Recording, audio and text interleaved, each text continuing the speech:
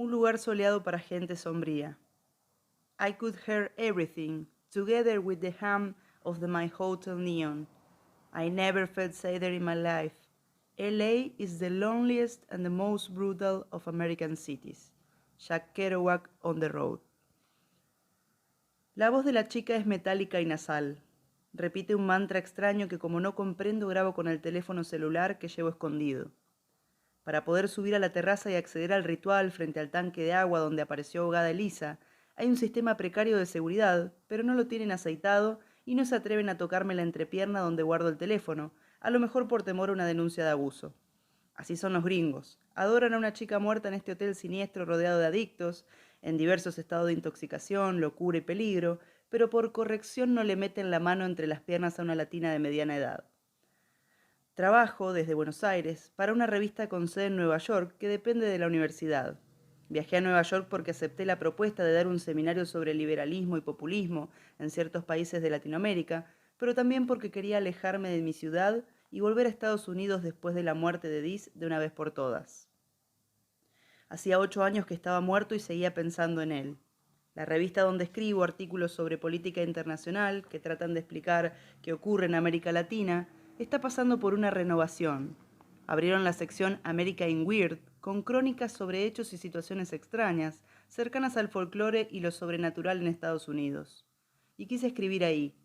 En mis comienzos como periodista me había dedicado un poco a eso, recorrer casas con fantasmas en Buenos Aires, visitar las ruinas de la mansión de invierno en Empedrado, recorrer los hoteles embrujados de Córdoba. Me había pegado un susto horrible en el Gran Hotel Viena, no por fantasmas, sino porque es enorme, y no quise hacer visita guiada, y terminé en la orilla de la laguna muy crecida por la lluvia, de noche y desorientada. Fueron años divertidos que terminaron con un paseo delirante y borracho por 5 saltos en Neuquén, que está lleno de leyendas. Después me volví respetable y me dediqué a la política internacional que estudiaba en la universidad, y viajé y viví un tiempo en Los Ángeles, y cuando murió Diz me fui destrozada de esa ciudad que amo y odio. Ahora la revista me daba una oportunidad de volver después del seminario en Nueva York. Me encontré con mi editor en su oficina porque él odia los cafés de la ciudad, dicen que en todos hay mucho ruido. Hablamos de tonterías, anotó algunas indicaciones sobre un cambio de dirección postal de pagos.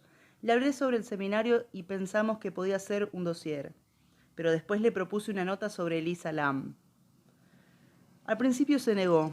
Quería un artículo sobre Brad Pitt o P-22, un puma silvestre y solitario que vive en Los Ángeles. Escapado de su hábitat, se quedó en la ciudad, solo, y rondaba sobre todo en Griffith Park y el área cercana. Aparece poco y es un ejemplo del destrozo, de los incendios y una especie de símbolo del fin del mundo tal como lo conocemos. Creo que dijo algo así. No le contesté. Hay miles de artículos sobre el animal. No voy a agregar nada, salvo que lo vea y es casi imposible lograrlo. Tenía otros motivos personales para negarme, pero no se los iba a contar. Además se negaba a cubrir a Elisa porque increíblemente no había escuchado nada sobre ella.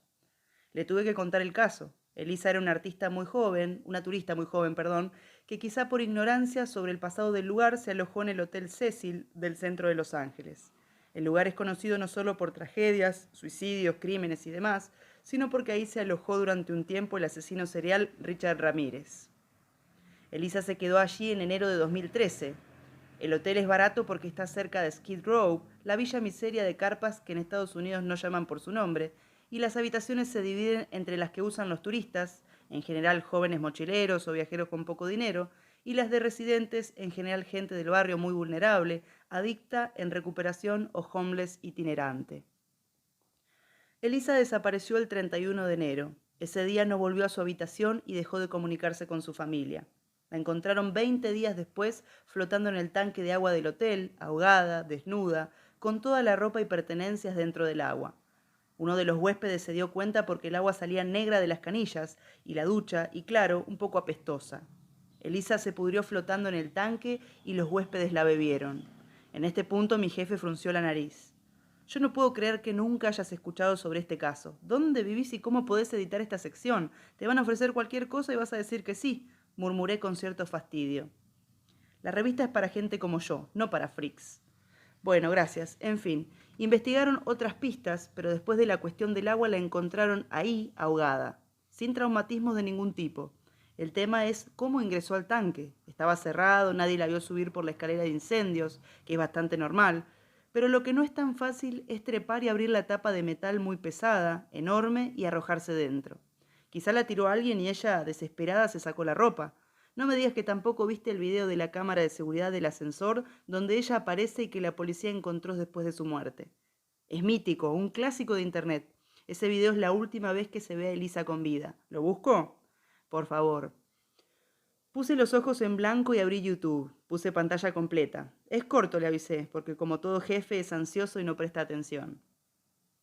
Miró con cierta curiosidad a Elisa en el ascensor. Lo del agua podrida le había causado verdadero impacto. Mi editor es de esos hombres ultralimpios que se afeitan, o lo que sea que hagan, la cabeza todos los días. Barba delicada, una piel de Estée Lauder. Ah, seguí. ¿No te dije que la chica tenía trastorno bipolar? Y parece que no estaba tomando la medicación. Lo dije en voz baja porque todavía decir bipolar me hace temblar o peor, se me cierra la garganta.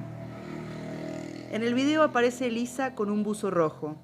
Toca muchos botones en el ascensor como si fuese un código y quizá por eso la puerta permanece abierta mucho tiempo, unos 3 minutos aproximadamente.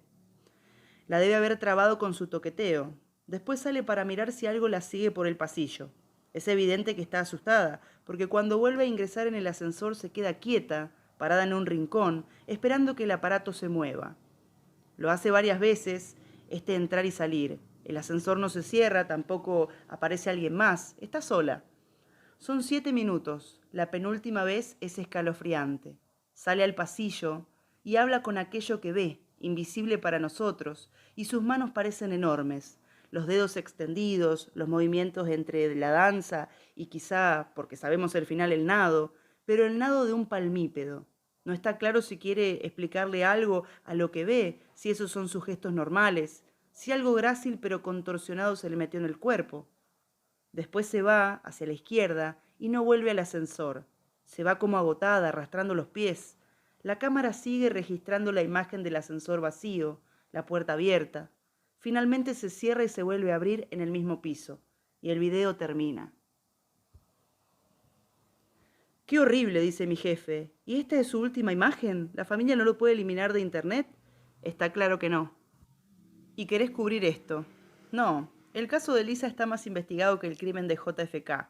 Una de mis mejores amigas, que vive en Los Ángeles, es una obsesa de lo paranormal en la ciudad y me contó que hoy día la gente se reúne alrededor del tanque donde Lisa murió, esperando una señal. Mi amiga no sabe bien qué, pero cree que quieren escucharla. Piensan que su espíritu está atrapado en el agua y puede decirles qué les pasó de verdad. Sus fans no creen que fuera un suicidio. Muchos creen que le arrojó el espíritu de Richard Ramírez.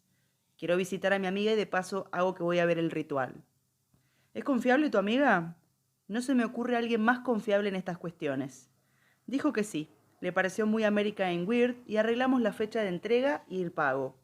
El vuelo directo a Los Ángeles fue horrible, con peleas por el uso de mascarillas y muchos soldados a quienes me olvidaba de decirles "Thank you for your service". El jefe me había preguntado si quería quedarme en casa de mi amiga, pero ella vive en Laurel Canyon, que es muy lejos del downtown, así que me reservó una habitación en el Biltmore. Estuve a punto de decirles que ahí no, que de todos los hoteles hasta prefería quedarme en el Cecil, o Stay on Main, como se llama ahora y como se llamaba cuando se alojó Elisa. Estuve a punto con el teléfono en la mano de decirle que el Biltmore no. Ahí me pasaron cosas que no puedo olvidar ni exorcizar. Pero pensé, ya es hora de volver también a los lugares que duelen. Nos arrodillamos delante del tanque y de la chica que repetía el mantra. No sabía qué esperar. Isabela, mi amiga, la estudiosa informal de todo lo raro y macabro de Los Ángeles, la que me pasó la información, me dijo que eran muy celosos de lo que hacían, y respetuosos, que esperara la señal en silencio y si no escuchaba nada, le siguiera la corriente. Isabela solo me había advertido sobre un fan hiperobsesionado que hacía viajes periódicos a la tumba de Elisa y que en su departamento mínimo de Hollywood organizaba seances que terminaban siempre mal porque él estaba enamorado a un nivel necrófilo grave y siempre perdía la calma. Me mandó una foto incluso para que lo evitara o lo entrevistara según mi nivel de dedicación. No lo vi en la terraza del hotel. Quizá lo habían exiliado. Tuve miedo de que apareciera con un arma, una venganza por alejarlo de su amor, y nos matara a todos, pero no ocurrió nada. Los tanques eran 2. Nos arrodillamos frente al de la izquierda, donde Elisa se había ahogado.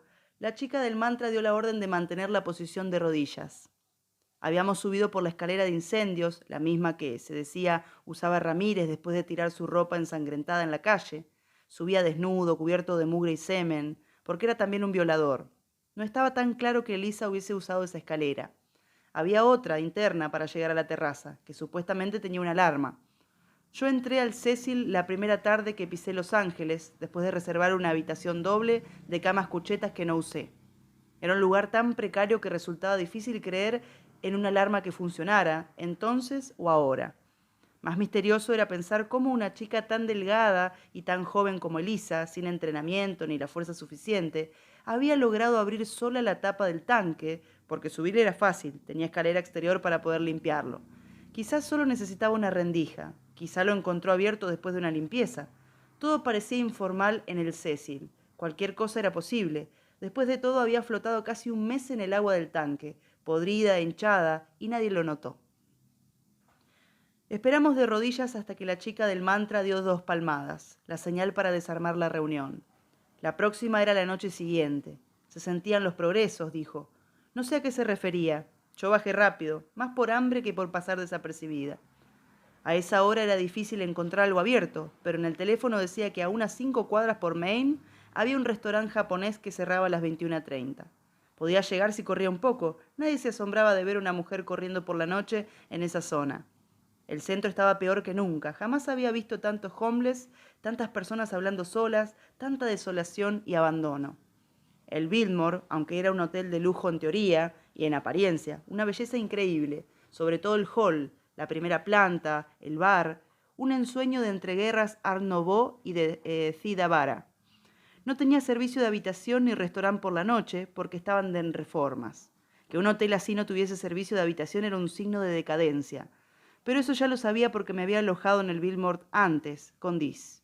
Me sorprendía un poco que después de tantos años no hubiese cambiado. En el restaurante japonés recibí mensajes de Isabela. Le dije que había estado todo bien y que no había ocurrido nada extraño, ni había aparecido el necrofán. Ella me dijo que tenía más información y que las visitara pronto, por favor. Isabela vive con Jenny. Las 3 éramos mejores amigas inseparables 8 años atrás. Ahora seguimos en contacto por mensajes y por videollamada. Mi distancia no pudo separar el trío. Jenny, que nació en Puerto Rico, puede vivir en Estados Unidos, claro. Isabela también, por su padre rico, productor y gringo, casado con una argentina.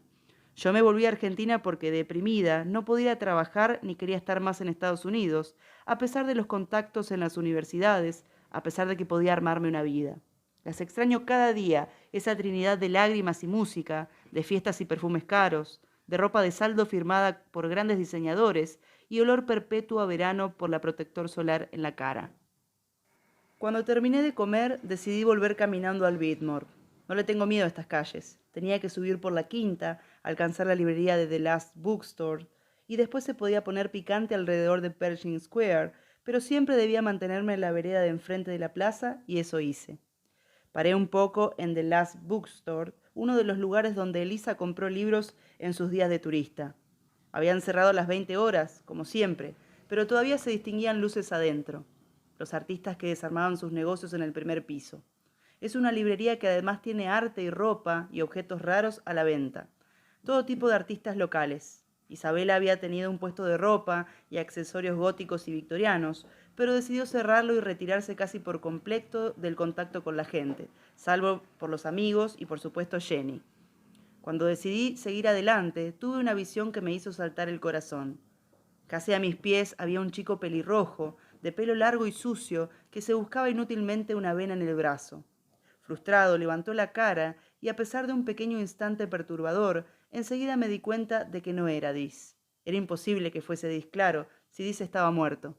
Pero el parecido era brutal, aunque el chico tenía los ojos oscuros y no por la droga. Somos una especie en extinción, me decía Diz. Redheads with blue eyes. Los ojos azules de Diz. Nunca investigué si era cierto que se extinguían de verdad o si era una de sus fantasías para divertirme. El chico, porque no debía tener más de 20 años, empezó a buscarse una zona para inyectarse en el pie. Intentaba iluminarse con la linterna del teléfono. Contra todos mis instintos, siguiendo solo el caballo de la nostalgia desenfrenada y dolorosa, me agaché a la altura de sus ojos y le dije, en inglés, que podía ayudar. No sé qué vio o escuchó en mi ofrecimiento, pero me dio un sí dudoso, de gato desconfiado. Me mostró el brazo. Era un caos de sangre y heridas infectadas. No iba a durar mucho en la calle. A ver el pie, le dije, y me lo extendió. La mugre era de meses y estaba descalzo. Le pedí que sostuviera el teléfono y con el alcohol en gel que llevaba encima, solo como talismán, porque no lo usaba más como desinfectante pandémico, le limpié una zona sobre el tobillo. La piel estaba sana. Si lo había intentado ahí, había fallado. Apreté con el pulgar hasta que la vena saltó, no hizo falta mucha fuerza, y le inyecté lo que tenía en la jeringa. No había olvidado la técnica, delicadeza en el ingreso a la vena, un poco de sangre y luego dejar ingresar la sustancia, lo más despacio posible, pero no tanto, para evitar burbujas de aire. No sé qué era eso que se inyectaba. Murmuró un gracias antes de dejarse caer en la vereda. Era algo fuerte si con inyectarle el pie había logrado noquearlo tan pronto. El olor del chico era fuerte, como a cabra y a inodoro. Tenía la cara limpia, quién sabe por qué, y las uñas carcomidas, como si tuviese termitas bajo las cutículas. Usaba un saco que le quedaba grande, seguro lo había robado. Le puse la jeringa en el bolsillo para que no la perdiese y toqué adentro el mango de un cuchillo. A lo mejor sabía defenderse mejor de lo que su aspecto angelical denotaba. Quizá lo maté, pensé, aunque cuando lo dejé respiraba. Si alguien me había visto, solo iba a pensar que éramos dos adictos más. Skid Row ya tenía 62 manzanas, me lo había dicho en el hotel cuando pedí que llamaran un taxi. También me aclararon que no era tan fácil conseguir un taxi por la noche. Mejor me pedía un servicio por app. Eso sí era nuevo, a diferencia de la falta del room service, un hotel de lujo que no aseguraba los taxis. Al volver apenas le presté atención al fabuloso hall de entrada, su fuente, su cielo raso como una sixtina pagana, sus querubines, la vieja gloria, los salones cerrados donde alguna vez se entregaron los Oscar. Fui directo al ascensor y al piso 10, a llorar en la cama. Me habían dejado un chocolate, en eso todavía funcionaban con la elegancia perdida, lo mismo que con el ballet mexicano que ya había establecido conmigo una complicidad de latino a latino. Sobre la almohada creí ver un largo cabello color cobre y le grité al vacío, «Leave me alone». ¿Quién me torturaba dejando un pelo del color de Diz sobre la almohada? Lo miré bien y me di cuenta de que era un hilo medio suelto de la colcha.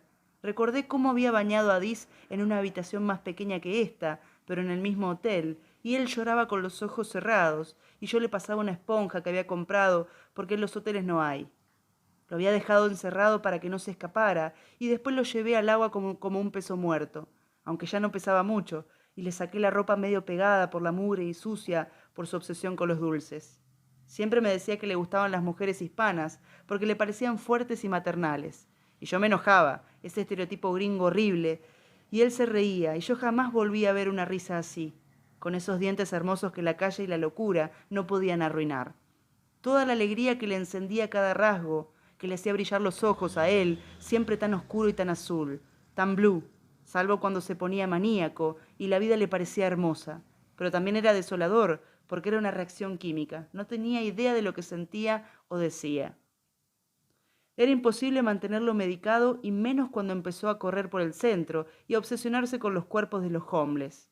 Me describía las heridas, las escaras, las infecciones, los agujeros donde antes había dientes, el color de la piel de los muertos que nadie venía a recoger.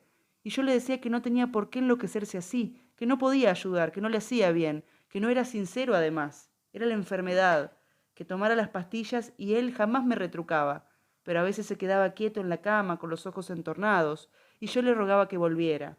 No entendía a dónde iba. Era como una catatonia de pocas horas de la que salía agotado y mudo. Y mañana será otro día. Yo estaba enamorada con una entrega que mis amigos juzgaban tóxica y romántica, e insistían en que pensara en mí y lo dejara. Pero ahora, después de tantos años, después de ese funeral horrible y las cenizas que tiraron en Bath Rock Beach, ahora mismo lo recordaba con el pelo como un halo angelical y los dedos anchos que me tocaban con una delicadeza que no existe más, que se fue con él, con los gestos de atención y lengua entre los labios que hacía cuando usaba auriculares, cómo me compraba el color de lápiz labial rojo que a mí me gustaba, y esa noche que se dejó bañar hasta en los rincones más íntimos y me pidió que entrara con él en la bañera y susurró necesitamos un milagro. Y lloramos juntos, el agua salada de lágrimas y sucia de quién sabe qué, y nos fuimos a la cama y nos dormimos abrazados. Y a la mañana siguiente él se despertó hecho una fiera, y una vez más le busqué la enorme vena del brazo, una vena invencible bajo la piel pecosa, y le inyecté lo que quedaba, y salió a buscar más dolor y más muerte, y no volví a verlo nunca más. Se perdió por ahí y apareció muerto en la calle semanas después. Esa fue su última vez conmigo en el Biltmore. Lo llevaba muchas veces cuando lo rescataba de la calle. A veces lograba que se quedara varios días conmigo en una habitación.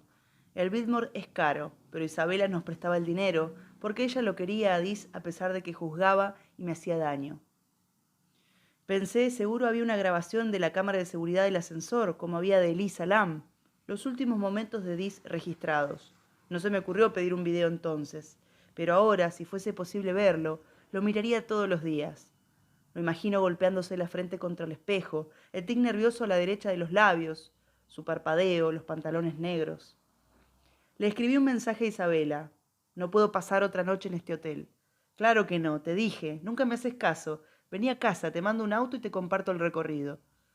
Esperé abajo, fumando en la vereda y hablando con el ballet mexicano de las peleas nocturnas, de si conocía el Museo de Arte Moderno, de si Argentina estaba tan mal como se decía.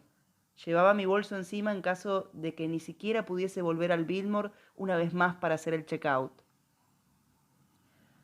La casa de Isabela era pura madera y baldosas rojas, una pileta que daba a una zona sin vecinos, árboles y tierra, 2 pisos y muebles vintage. El estudio de su padre, un exitoso ingeniero de sonido, quedaba cerca, pero él casi no iba, tenía un equipo de empleados. Se dedicaban casi exclusivamente a grabar música para cine.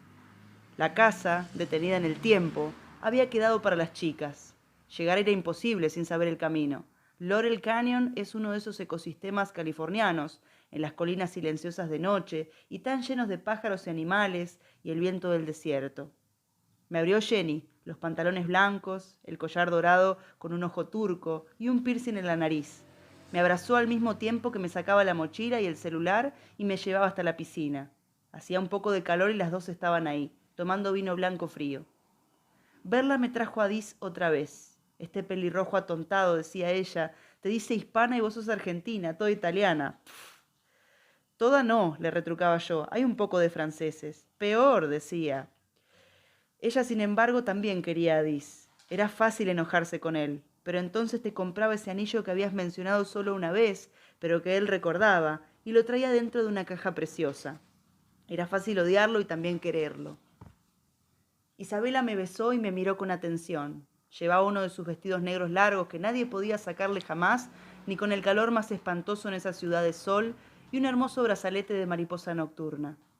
Como siempre tenía los ojos maquillados, esta vez de azul medianoche, y el pelo negro en un rodete. Una mezcla de institutriz victoriana con cantante de banda secreta. Ella había investigado la secta de Elisa y había pensado que era una idea terrible quedarme en el Biltmore después de tantas noches ahí con Dis. No aguanté, hermana, le dije. Pues claro que no. Se le contagiaban algunos modos de Jenny. Estaban juntas hacía mucho tiempo. Me sirvió un poco de vino. Casi le cuento que le había hecho un pico a un chico en la calle, pero me lo guardé. Jenny quiso saber un poco más de por qué había ido a Nueva York y le expliqué. Un coloquio sobre populismo y liberalismo en América Latina. Me quedé unos días en la ciudad y después quise volver a Los Ángeles. ¿Está distinta a Nueva York como dicen? Quiso saber Jenny, que extrañaba su barrio sin duda. Hubiese vuelto de no ser por Isabela, y porque no extrañaba para nada a sus amigos adictos. No sé, hay mucha gente viviendo en la calle y el subway apesta, pero creo que exageran un poco. La pandemia fue peor allí, me dijo, y me masajeó los hombros y los trapecios para aflojarme. Acá tenemos el desierto, las colinas, es abierto. Yo te armé una camita bien bella. Les conté que había visto un pelo colorado en la almohada, que al final era un hilo, y eso me había hecho perder la cabeza. Porque la primera noche en el Biltmore la había pasado tranquila. Los recuerdos que nunca llegan en los momentos predecibles son como esos gatos que duermen al sol tan tranquilos, pero que cuando uno se atreve a acariciarles la panza, lanzan un rasguño directo a los ojos. Dis no está ahí, hermana, susurró Isabela. Hasta mi papá lo recuerda a veces. Dice que fue su mejor ingeniero de sonido joven. Pero él no está. Tiene sus dobles, eso sí, muchos. A veces yo también le veo la melena cuando bajo a la ciudad. Me sorprendió más que bajara que el hecho de que viera el pelo de mi exnovio muerto en la calle. Sí, es que de vieja me he vuelto conservadora y con alguna gente de patrimonio estamos tratando de que dejen de hacer bodas ridículas en la casa de Houdini, que igual es cerca de aquí, y evitar que construyan no sé qué al lado de esa casa hostal. Me he convertido en una dama que cuida los monumentos históricos de la ciudad, o de su barrio al menos. ¿Te puedes creer eso, amiga, que una extranjera esté tan fascinada con estas cosas? Se rió Jenny. Yo no soy extranjera, amor mío. Lo que no soy tampoco es gringa. Mi padre es californiano y no es gringo. Y en mi casa no se habla inglés y lo puedo evitar. My sweet black spider, dijo Jenny y le tiró un beso. Te callas. Las tres ya estábamos como antes, como siempre, riéndonos, tocándonos, mostrándonos la ropa.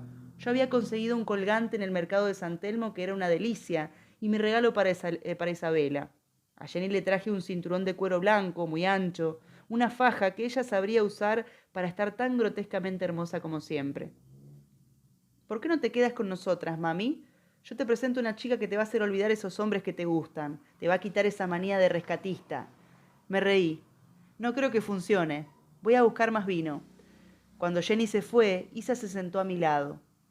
El silencio alrededor de la casa me daba miedo, como siempre en el cañón. Me daba miedo Los Ángeles, el neón, las autopistas, el color del atardecer, la cercanía del desierto, el sol tan alto. Me recordé de una fiesta después de una proyección de cine mudo en el cementerio donde está Rodolfo Valentino. Volvimos con Diz y mis amigas y dos chicas más y no había lugar en el auto, así que una se metió en el baúl. Todo el tiempo le gritábamos, ¿estás bien? Diz manejaba y tenía puesta una remera con la cara del poeta Mayakovsky.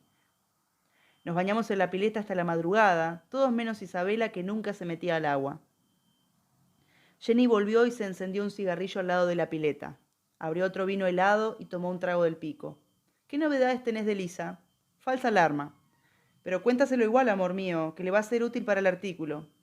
Ya chequeé y no es cierta, pero hay una leyenda urbana que dice así. Un rico de Palisades tiene los huesos de Elisa y los saca para bañarse con ellos y sus amigos en la piscina.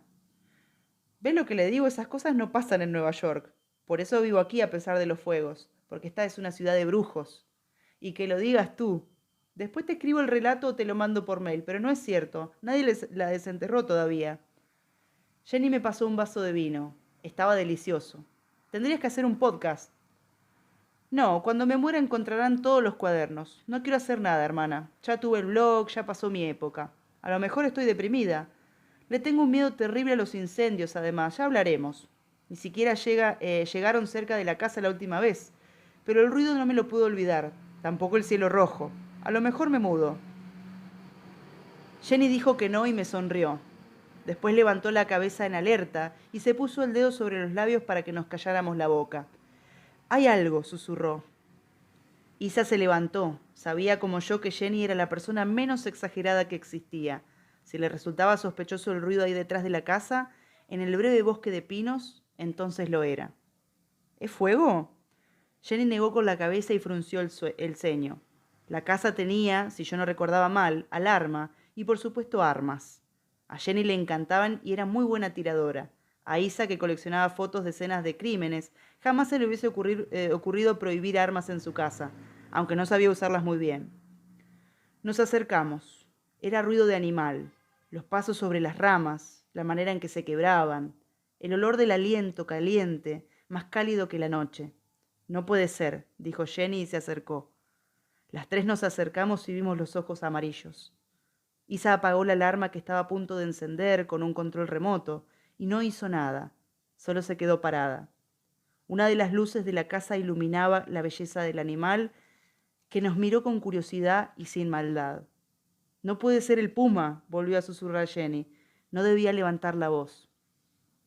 Yo tampoco podía creer estar tan cerca del puma. Cuando me fui de la ciudad recién había sido descubierto. Dice estaba obsesionado con él y me llevaba a caminar por Griffith Park por si lo encontrábamos. Decía que era el alma de la ciudad, si es que quedaba algo así. Una fantasía de películas mudas, un recuerdo de cómo habían destruido el lugar donde vivía, pero él seguía en ese parque urbano, hermoso y cansado y triste. Se decía que una vez gritó toda la noche para aparearse, pero por supuesto no tuvo respuesta. ¿Qué haces tan lejos de casa?, le pregunté. P22 abrió la boca como si fuese capaz de contestarme, pero solo bostezó y sacó la lengua rosada y suave. Después no miró detenidamente a cada una. A Isa le tendió una mano, pero él no le hizo caso y se alejó, majestuoso bajo las luces. Una retirada de mutis, y se perdió en la oscuridad. Esperábamos en silencio varios minutos, pero no volvió. Jenny lagrimió. Jamás pensé que iba a verlo, dijo. Eres tú, hermana, vino contigo. ¿Te acuerdas de cuando lo buscaban con Dis? Me preguntó Isa. Y entonces lloré yo, y las tres borrachas nos dimos la mano, conscientes de que habíamos visto la magia y el misterio, y que tenía ojos amarillos. Me desperté sola en la casa, con la ropa puesta y todavía borracha. Había soñado con el observatorio y gatos nadando. Me duché y bajo el agua sentí el horrible dolor de cabeza de la resaca. Sobre la mesa de la cocina, Isa me dejó un teléfono para llamar a un auto confiable, indicaciones sobre dónde dejar la ropa para lavarla, páginas impresas donde había tipeado la leyenda de los huesos de Lisa, siempre vieja escuela. Jenny había salido, hacía años que trabajaba en montaje para varias productoras, e Isa tenía una reunión. Me la imaginé saliendo con su velo negro de siempre sobre la cara, el rodete sostenido por alguna joya con falsas esmeraldas y su vestido largo. Tuve tiempo de comer alguna fruta y nadar desnuda. Antes de irme rodeé la propiedad en busca del puma, pero no lo encontré. Isa me dejó una postdata en la nota. Fue una visita de Dis. Vino a saludarte en forma felina. Estoy segura, lo creo. Pero no te vuelvas loca. El animal solo lo trajo un ratito, pero no es él. ¿De acuerdo? De acuerdo, pensé. Llegué a tiempo para volver a subir a la terraza del Cecil y pensar otra vez en Richard Ramírez, cubierto de sangre, un predador de la noche endemoniado y con los pómulos de un semidios. Había menos gentes esa noche. Imposible sostener la concurrencia todos los días, pensé. Tenía que hablar con el encargado del hotel y preguntar por qué permitía las reuniones. Cualquier respuesta era admisible, hasta que les daba publicidad. ¿Cómo habrán sido los últimos momentos de Dis? Pensé, antes de que lo encontraran muerto en Vines Boulevard. Había un hospital cerca, pero siempre negaron haberlo echado como, sabíamos, hacían a los hombres. El padre de Isa le hizo un escándalo, pero creo que en el hospital decían la verdad. Quizá Dis no sabía que había un centro de salud cerca, o no llegó a la guardia o no quiso hacerlo. Quizá la cercanía fue solo casualidad. A lo mejor no lo hubiesen salvado. En una época me sabía los resultados de su autopsia de memoria. Ya no, o no quiero recordarlos en detalle. Nos arrodillamos. Yo tenía al lado a la misma chica que la noche anterior. La recordaba por el pelo verde, en dos desprolijas colitas y una sonrisa muy linda. Un chico tenía botas texanas, como las que usaba Dis en la playa, a pesar de que se le llenaban de arena. Quería llamarlo, escuchar su voz en el teléfono. Jamás había entendido su muerte del todo y ahora que había vuelto a Los Ángeles después de tanto tiempo, era ridículo que él no estuviera, que no fuese capaz de bailar a los Rolling Stones toda la noche en el estudio. Él tenía un departamento bastante grande en Hollywood y podíamos llegar casi directo a la casa de Isabela en Laurel Canyon. Y él subía un poco más hasta el estudio, pero nada podía durar. No estaba hecho para eso. Dice era cobre. Al cobre se le desvanece lo dorado con el tiempo y deja manchas verdosas en la piel. Eso fue nuestro tiempo juntos, solo que las manchas no se iban de mi piel como pasa con los anillos de cobre. No me las podía sacar. La chica del mantra dejó de repetirlo. No me di cuenta porque estaba desconcentrada, y casi me pierdo el momento en el que se levantó gritando, rugiendo, y provocó una estampida que por poco me deja pisoteada en el suelo. Pude levantarme con dificultad. Alguien me había pisado una pierna con ganas, y repetí lo que hacían los demás porque no escuché la revelación de la chica del mantra, con quien después hablaría y le pondría nombre. Todos apoyaban la cabeza, la oreja, mejor dicho, contra el tanque, y también las dos manos. Hice lo mismo. Escuchaban. Algo se movía adentro y golpeaba las paredes de metal. Sonaba como puños y patadas. Iba en círculos, no era errático. Cuando estuvo cerca de mí lo sentí venir. Dejé de pensarlo como una cosa y lo pensé como Elisa. Sentí sus puños. Los golpes en mi oído eran inconfundibles. Eran manos en el eco del vacío resonante de algo lleno de agua. Todos lloraban menos yo. La chica del mantra preguntó en voz muy alta: ¿Cómo estás, Elisa? Y a mis oídos llegó la voz de una criatura muerta y lastimada, una chica sirena rota, sin cola, que decía so lonely, lonely, lonely, sola, sola, sola, y después dejó de golpear. La ciudad brillaba, neón húmedo y frenadas, y el eco de las manos fantasma bajo el agua, mientras de rodillas esperábamos que volviese la voz delicada que viajaba en ondas, como montada en una marea artificial, más cerca del cielo que del océano. Nos quedamos de rodillas más de media hora. Nadie quería aceptar que Elisa se había ido otra vez. Bueno, espero que te haya gustado este cuento. Déjamelo en comentarios. Si querés otro de los que no haya leído, avísame y muchas gracias.